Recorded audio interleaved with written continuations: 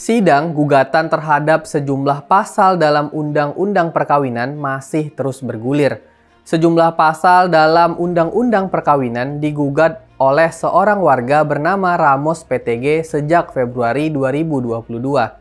Ia gagal menikahi kekasihnya yang beragama Islam karena Undang-Undang Perkawinan tidak mengakomodasi pernikahan beda agama.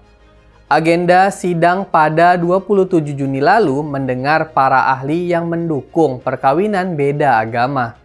Ada dua ahli yang dihadirkan, dosen Universitas Indonesia Risa Permanadeli dan Direktur Eksekutif Amnesty International Indonesia Usman Hamid. Risa menyatakan pernikahan beda agama tidak bisa dihindari di negara majemuk seperti Indonesia.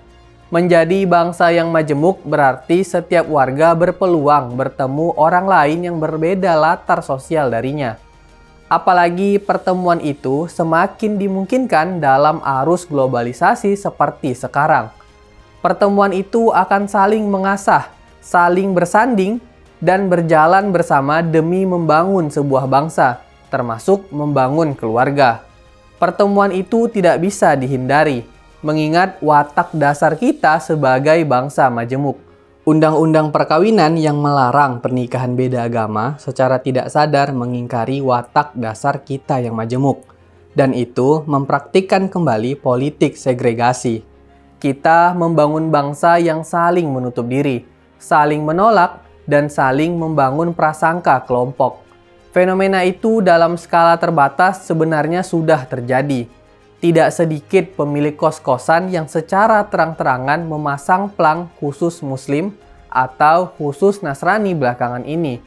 Risa memohon agar pernikahan beda agama dikabulkan majelis hakim, demi melindungi hak dan kewajiban setiap warga yang hidup dalam perbedaan untuk satu tujuan bersama menjadi Indonesia terpisah. Usman mengulas hukum Islam soal pernikahan dan membandingkannya dengan hukum internasional. Menurutnya, ada konsensus dalam hukum Islam bahwa perempuan Muslim dilarang menikah dengan laki-laki non-Muslim. Sebaliknya, laki-laki Muslim dibolehkan menikahi perempuan non-Muslim. Pertanyaannya, apakah perbedaan itu dimaksudkan untuk diferensiasi atau diskriminasi? Jika itu diskriminasi, jelas ditolak dalam hukum internasional. Tapi jika itu diferensiasi, maka gugur dengan berubahnya konteks yang melatari.